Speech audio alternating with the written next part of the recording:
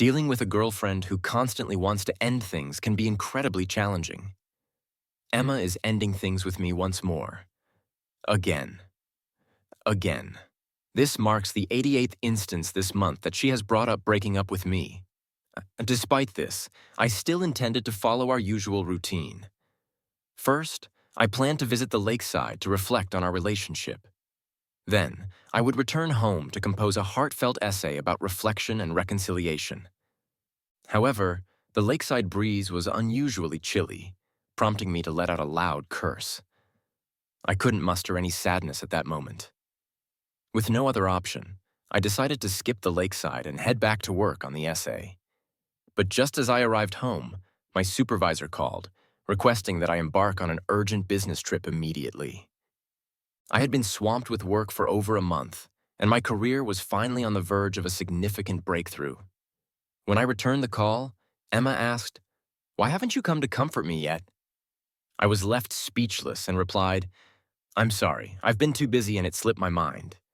Maybe we should just break up." During a gathering with friends, someone teased, "Alex, you've been together for so long.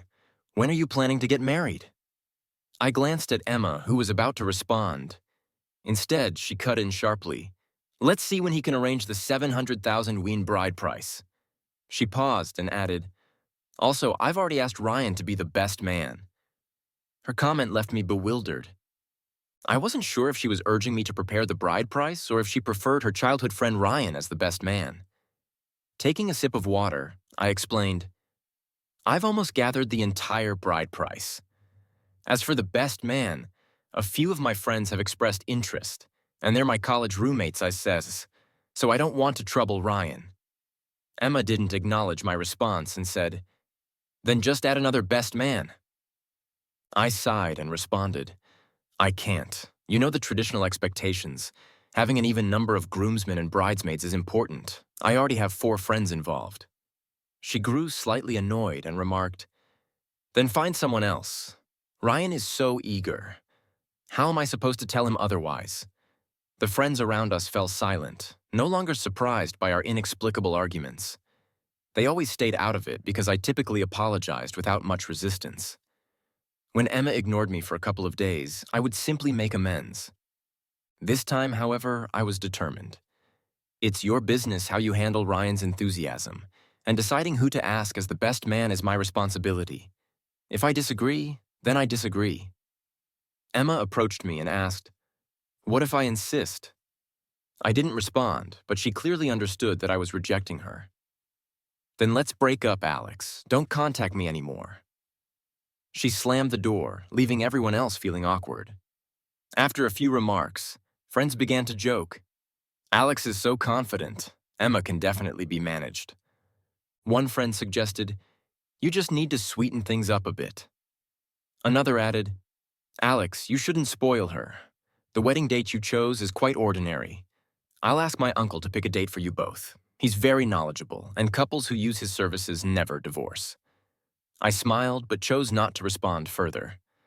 Walking alone, I paced back and forth to clear my mind, reminiscing about the numerous moments Emma and I shared over the years.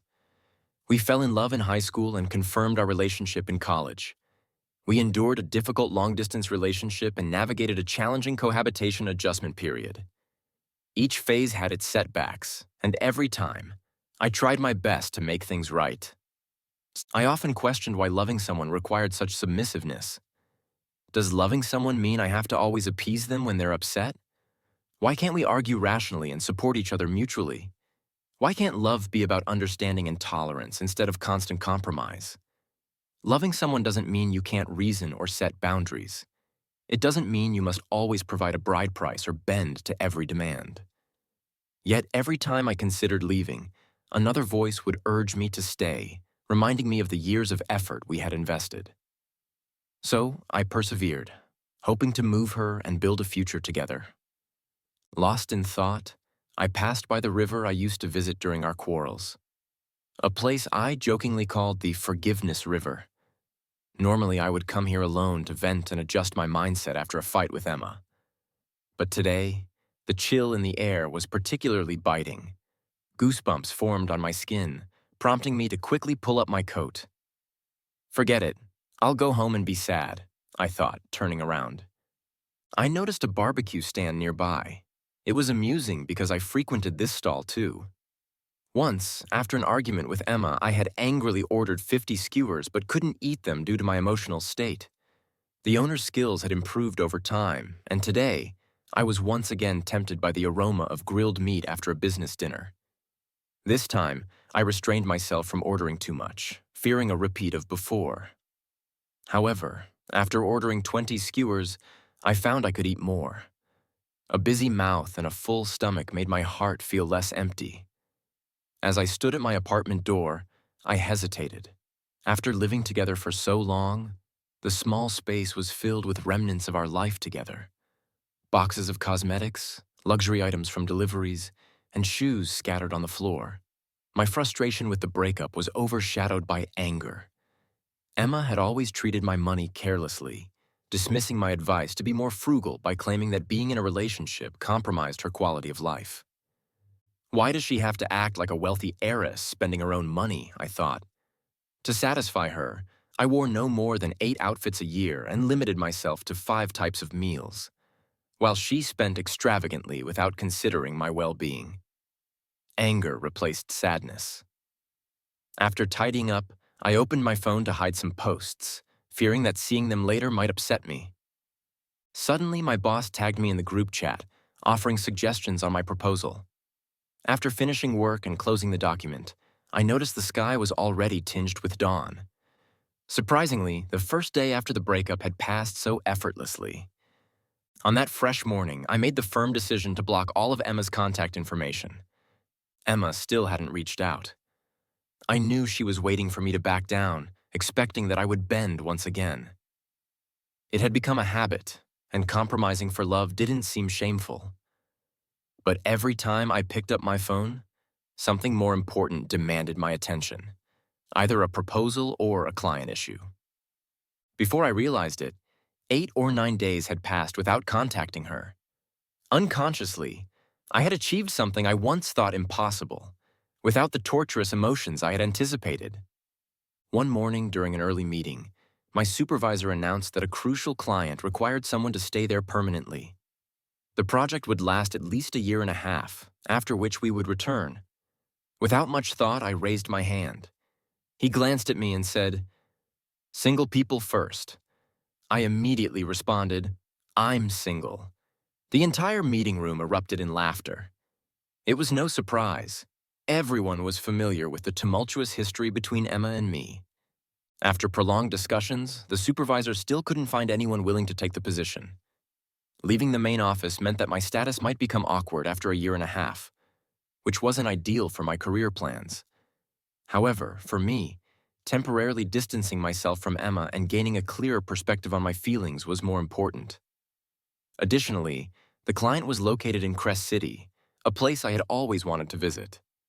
Emma, on the other hand, was never willing to leave our current location. To her, there was no place more comfortable than staying here, so she never agreed to move. Even when I suggested traveling, she firmly refused to go to Crest City. Friends speculated that she feared I wouldn't return if I left. Hearing this, all I could do was smile. In the end, the supervisor decided I would go. Forcing something rarely yields good results. Before my departure, he repeatedly reminded me, "You must not quit, no matter how things develop with your girlfriend. You need to handle this for the next year and a half." I smiled and replied, "Mission accomplished." The first days in Crest City were incredibly busy. I worked overtime for 2 weeks straight, not even having time to search for an apartment myself. I stayed in a hotel arranged by the client. It wasn't until the 3rd weekend that I finally had some free time to explore a bit. In reality, the city was much like what I had seen in various blogs and books, but experiencing it in person allowed me to appreciate its unique characteristics fully. I thought to myself, I really came to the right place. One day, I received a call from my mother, which was somewhat surprising. It had been over a year since our last unpleasant conversation. Since I turned 25, they had been urging me to get married in various ways. By the time I was 28, without any success, every conversation involved them scolding me for being irresponsible. They even advised me to commit fully without taking safe measures. My mother asked, "You're not planning to wait until you're 30 to get married, are you? Even if the Wang family dug 8 generations into the ground, they wouldn't find someone like you." I replied, "Isn't that why I'm taking you to see the world?" She continued, "I don't have time to discuss these useless things with you. Your sister told me she saw your post saying you broke up with someone named Lily. Is it true? You used to reconcile within a few days. But this time, I've been watching for quite a while with no signs of reconciliation. Have you finally split for good?" Growing impatient, I said, "Just say it straight. Don't beat around the bush. I have work to do." My mother nagged, "You have such a bad temper, just like your father. No wonder you two can't stay in the same space." I responded helplessly, "If you don't say it, I'll hang up." I heard her hurried voice plead, "Don't hang up. Don't hang up. I just wanted to tell you that if you're free this weekend, your aunt has set you up with someone. Do you want to meet her? She works in the same city as you." I replied, "Oh, that might not be the same city now. I forgot to tell you, I moved to a different city." My mother's voice suddenly grew louder and dissatisfied. "Why did you switch jobs so easily? You've been like this since you were a kid, never listening to others' advice and always causing trouble." Not wanting to argue, I directly asked, "Tell me about her. What does she do? How much does my aunt get paid for arranging these unethical matches?" My mother, who had been very loud just a moment ago, stammered, "She's the goddaughter of a friend who is a CEO. She works as a secretary and is really pretty. She's only 24 and has already bought a villa through her own efforts. Can your aunt still harm you?" I was speechless. I didn't understand how she could say such things without any remorse. Is she standing in front of me right now? I wondered, wanting to observe if her face showed any signs of embarrassment. I laughed and said, "Are you sure about this?" My mother replied, "Do you always have to talk in such a sarcastic way? Isn't it just that you weren't satisfied with the person your aunt introduced to you last year? Didn't she apologize to you? She really didn't know that person. Otherwise, why would she introduce him to you?" Too tired to argue, I responded, "My aunt introduced me to a girl, and I didn't agree, but she insisted I add her on WeChat. I was too exhausted to engage in nonsense with my aunt, so I just added her. When I mentioned being introduced by an acquaintance, she replied, 300 for one time." Shocked, I thought, arranged dates have turned into dealing with a prostitute. To ensure I hadn't added the wrong person, I asked, "I'm the blind date introduced by Aunt Lee." The other person panicked and said, sorry, hello, I'm Maria." I was speechless and had lost the desire to continue the conversation. I didn't expect my old habits to resurface this year. Let my aunt shut up.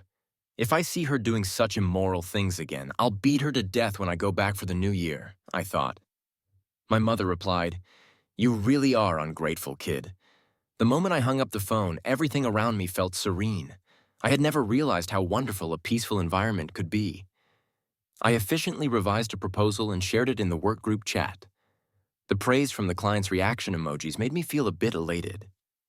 I posted on my social media, showcasing another day thriving like a fish in water. Although I had always maintained good relationships with people, I didn't expect this time to receive such enthusiastic responses.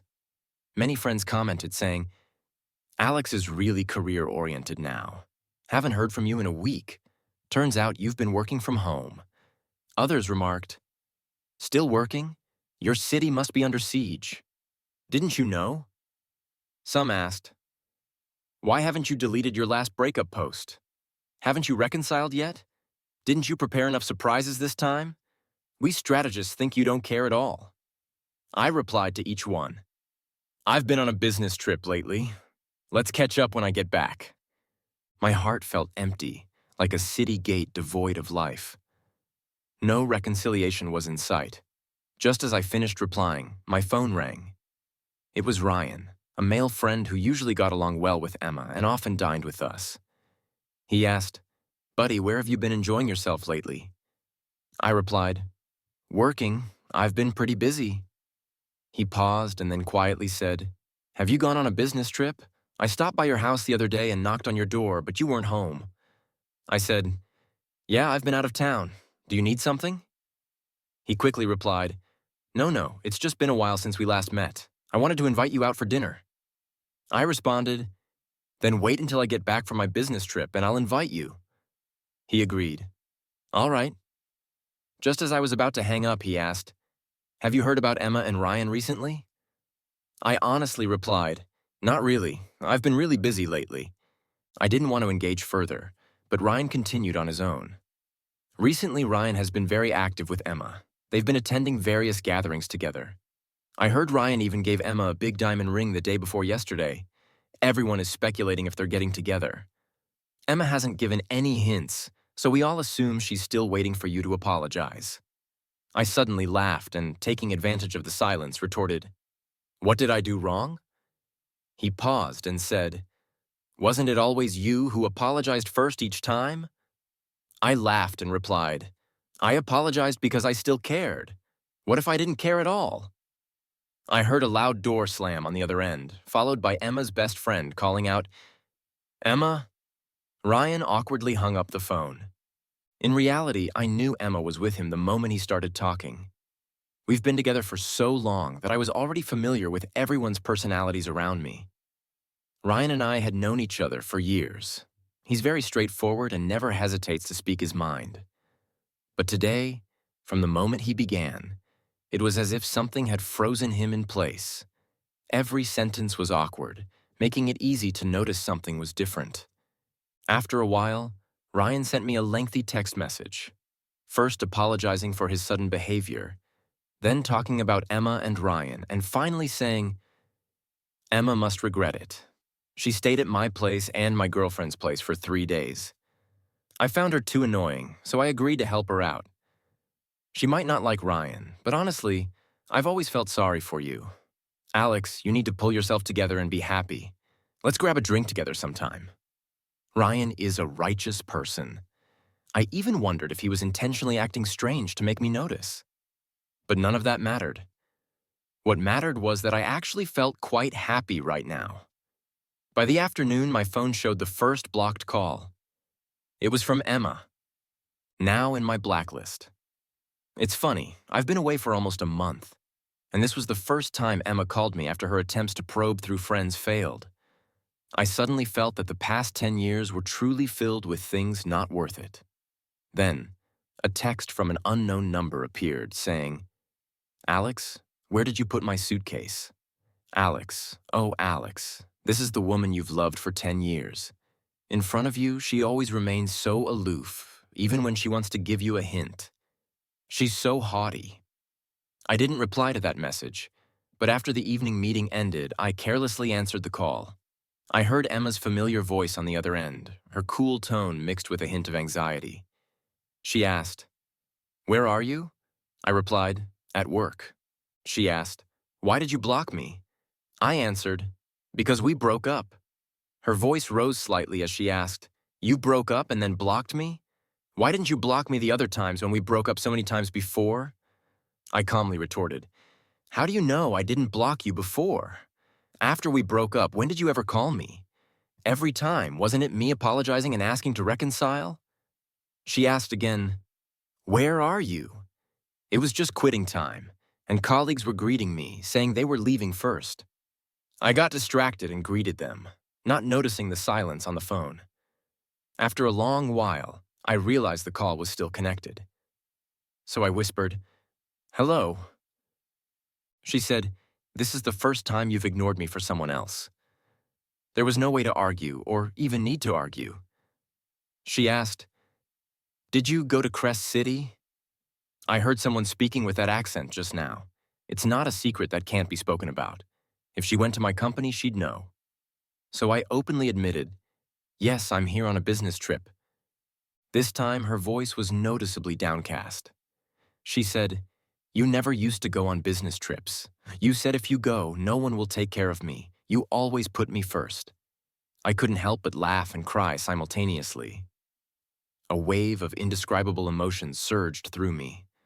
I told myself, Alex, you're really being too submissive. Can you please take better care of yourself in the future? So I said, Didn't you say that if we break up, We shouldn't contact each other anymore. I'm just following what you said. Since we're not in contact, there's no need for me to cancel my business trips. Right, you know. Over the years, I've given up many opportunities for you. She hesitated. But I asked, but what? She paused for a long time, but ultimately didn't say anything. After a prolonged silence, I hung up the phone. This was a call cold enough to chill one's heart.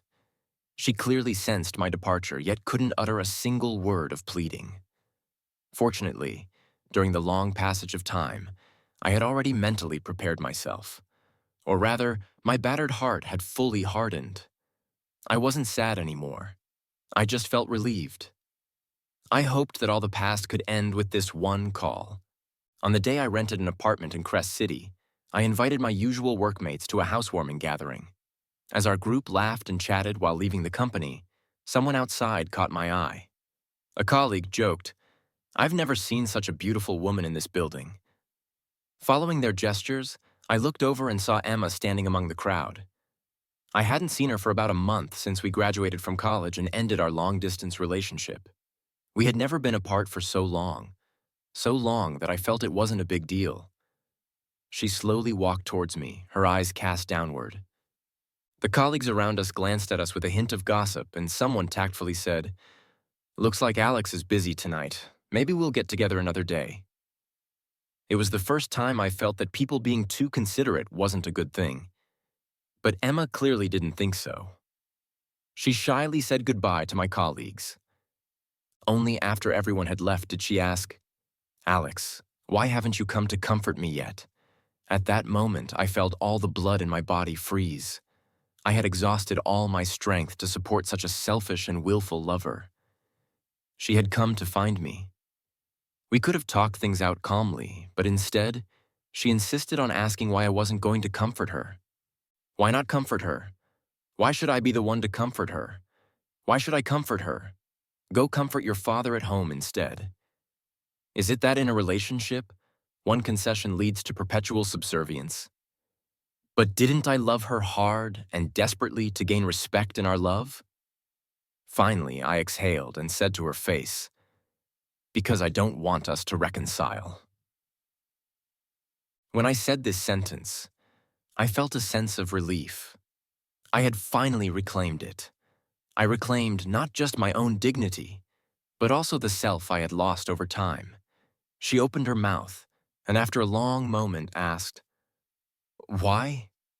I said, "Because I'm too tired. I don't know when the next breakup will happen or what it will be over. It's like walking on thin ice, Emma." It wasn't until after breaking up with Emma that I realized how peacefully people could live. No need to worry about constant arguments or the looming threat of breaking up. The center and focus of life are always on oneself. You can control everything. This feeling is truly wonderful. Emma pursed her lips and asked me, "Don't you love me anymore?" Emma was a head shorter than me. When she talked to me, she always looked up at me with disdain, her eyes full of contempt, acting like she was in charge.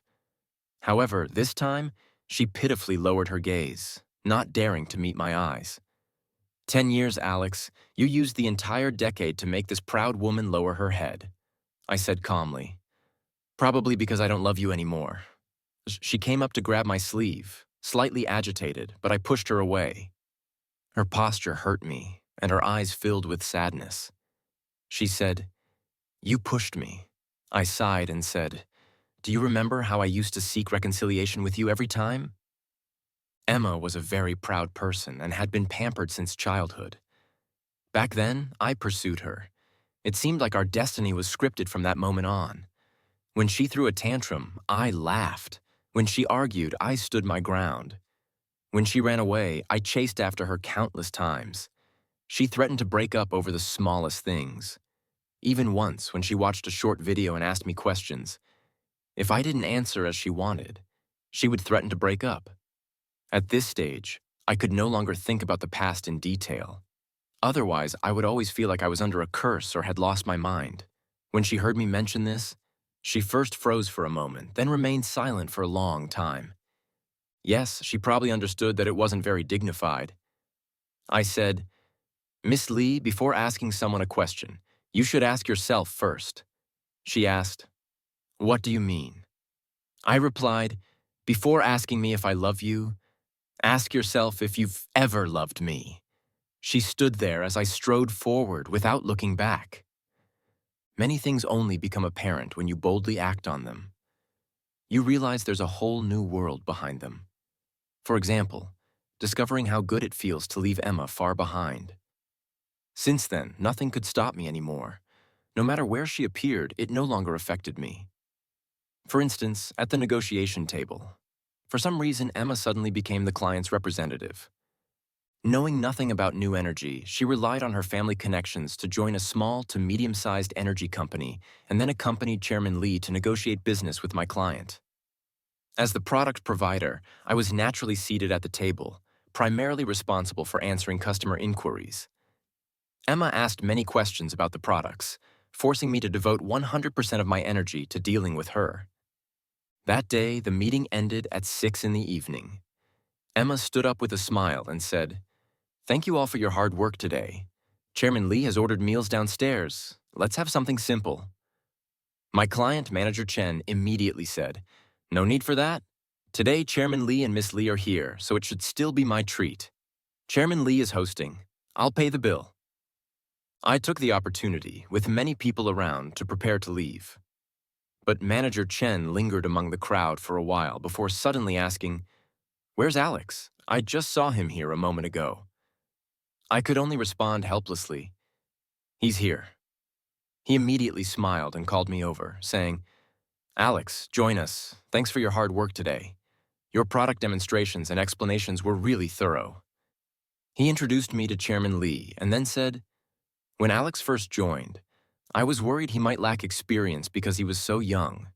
It turns out he was sent over by his boss to placate me. The more I worked with him, the more reliable he proved to be." Chairman Lee also smiled and said, "Indeed, young and talented. The future belongs to the younger generation."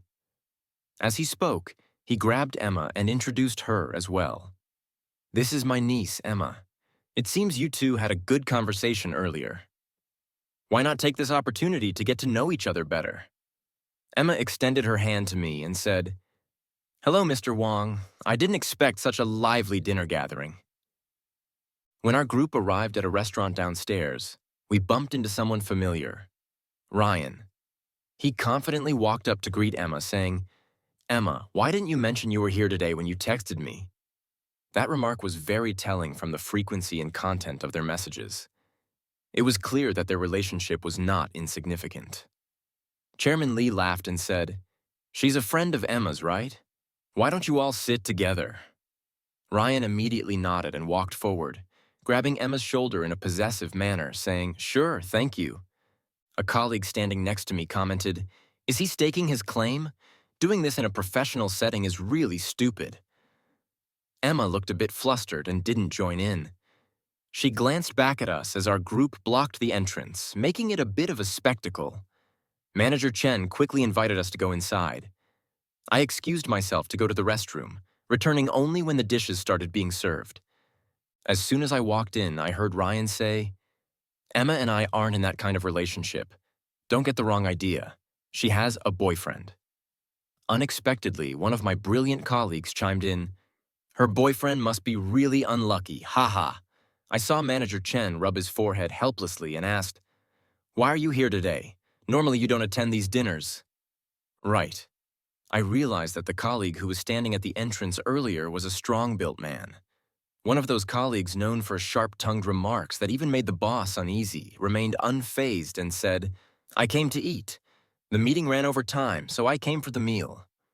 Manager Chen sided and introduced him. "Chairman Lee, Miss Lee, this is our design director for the entire service line, David." Ryan sarcastically responded, "I didn't expect it. Manager Chen, your design director is quite a big guy. He looks like he just came back from a construction site. Is design a physically demanding job here?" Manager Chen simply rolled his eyes and then showed a sympathetic expression. It took me 10 minutes to realize who he was showing sympathy for. I heard David say, "You look so weak. My large build comes from working out. You must be overindulging yourself. It's a pity lifting weights can make you physically stronger, but it doesn't improve your brain. Otherwise, I would suggest you give it a try. Ever since you walked in, I wanted to ask, who are you? What are you doing here? With that appearance, you look like a bum. Who would invite someone like you to a business dinner and then coincidentally run into Emma? If you're claiming to be Miss Lee's boyfriend, I can still consider you a simp. You have no real relationship. What are you bragging about? You don't even deserve to be a simp. Ryan was left speechless, too angry to respond, while everyone at the table struggled to hold back their laughter. After saying all that, he somehow found time to drink 3 bowls of soup and eat 5 plates of rice. Then he turned to his boss and said, "Manager Chen, that question I just asked is particularly important. From now on, leave this mess to you. Make sure you get the answers. This determines which companies we need to blacklist next." He grabbed his coat with one hand and patted my arm with the other, saying, "All right, everyone, we'll take our leave first. Enjoy your meal." For some reason, I instinctively followed him. He lives in the same neighborhood as me. It's very close to our company, and most of our colleagues rent nearby. And then, throughout the journey, I was trying to figure out how to tell this guy that Emma was my ex-girlfriend today. He had so gallantly clashed with Ryan and even saved me from trouble when he left, and I couldn't bear to deceive him. Just as I was racking my brain on how to start the conversation, he made a questioning remark to my right, saying, "Sigh, Alex, your ex-girlfriend really isn't great." He looked at my shocked face and suddenly burst into laughter. He said with a smile, "Why so surprised? Didn't she block you on your way to the company that day?" I went downstairs 5 minutes later and heard everything. Today, she was so obvious in the meeting room, staring at you and asking you questions. Do you think the manager didn't notice? He specifically called you over. Otherwise, why would he meddle between the client and us and then starve this third party? Even though I didn't know him well, the conversation had opened up, making things feel much more relaxed. We chatted a lot on our way back. I found out he was actually 10 years older than me, yet he looked even more energetic than I did. He laughed. "Why lie to you? Your ID will explain everything. I never have a steady girlfriend. If I like someone, I date them. And if it's boring, I break up. I never play the role of a simp. I spend all the money I earn myself, work out regularly, play with cars, and do whatever makes me happy." Through him, I seemed to see another possibility for life. Actually, I always earned quite well. But besides supporting my family, I also had to keep up with Emma's lifestyle pace. Just like she always said, she couldn't lower her quality of life. So her spending on food, clothing, and other essentials was always extravagant. So many times, I would prepare things that didn't match my own living standards for her. For example, a $1,500 electric toothbrush or a $150 honeydew melon, and so on. It might not sound exorbitant, but for someone with a moderate income and a habit of saving, it was actually a burden. This compressed the small portions I could spend on myself to almost nothing. David sensed something from my silence and got straight to the point. "Do you still love her?" I shook my head with a smile. "I can't." He shrugged and said, "Then stop liking her or find another woman to like. If that doesn't work, change again. How about having a brother introduce someone to you?" As we walked and talked, we discovered that we lived in adjacent buildings. When we said goodbye, he waved and said, "Let's go out for drinks another day. Let's have a good time tonight." Looking into his sincere eyes, I asked, "Tomorrow?" He immediately replied, "Sure, wait for me after work tomorrow." When I got home, I opened my phone and saw my colleagues discussing the matter in our group chat. Someone said, "Damn, it has to be David. Not only did he confront Manager Chen, but now he even dares to take on clients." Another colleague added, "Damn, it has to be David.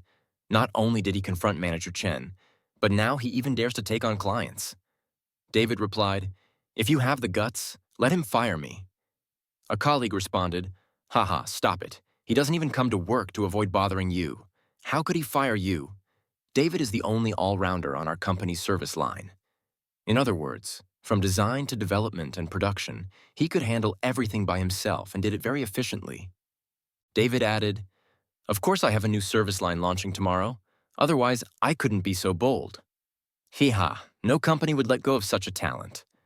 Being irreplaceable is your core competitive advantage. This phrase can be applied to any situation.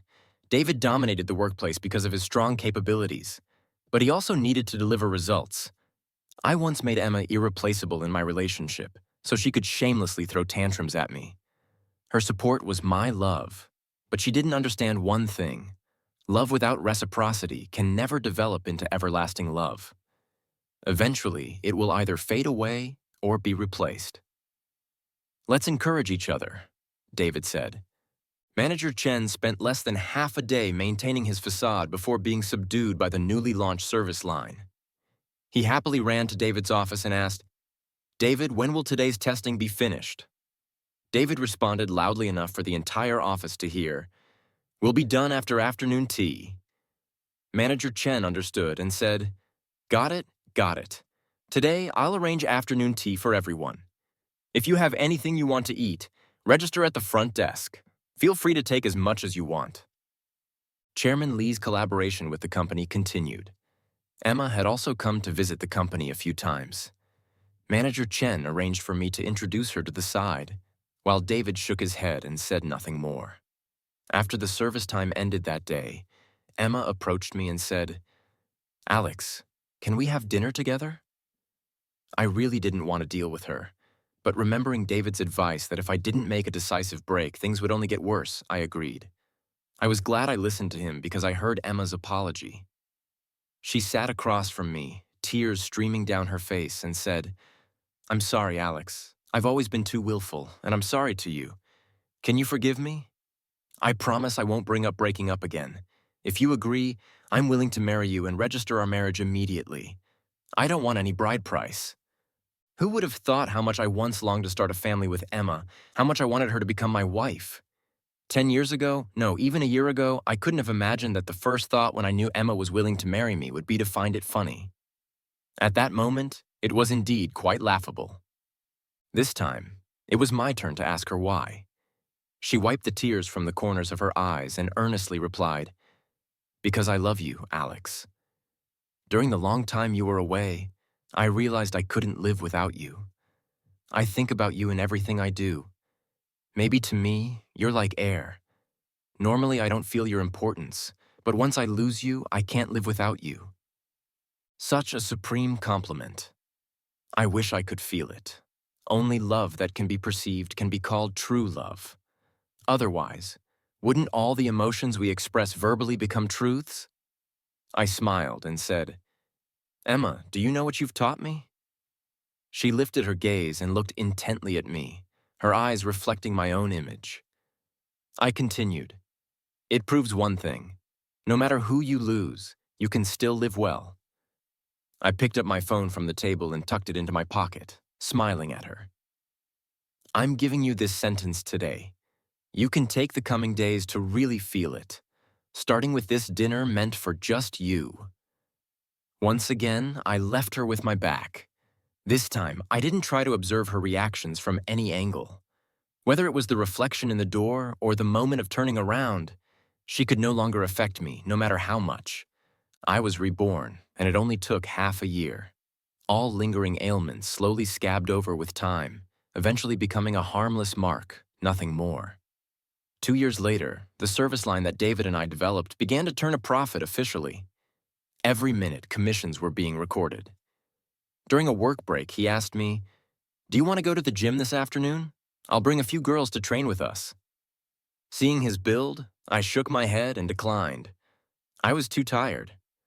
I'm a homebody. I tried it for half a month and realized I just couldn't stick with it. I still prefer a life of eating until full and then sleeping until full. David didn't mind. He laughed and said, "But you have to go meet the people I set you up with." Right. My junior from college is super cute. It turns out she was waiting for me here. Before I could refuse, he added, "You're not planning to go back and chase after someone else, are you?" He was always sarcastic towards Emma.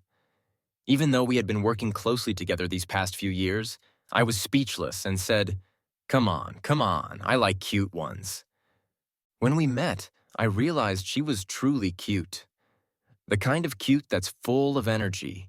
The kind of cute that even makes Emma feel a bit inadequate. Once, I went out to eat with her and Emma happened to see us. After that, Emma didn't come to work for 3 days. David said she went back to heal. That's fine. I had already healed myself long ago. Let her heal her wounds on her own. I went on the date. Goodbye.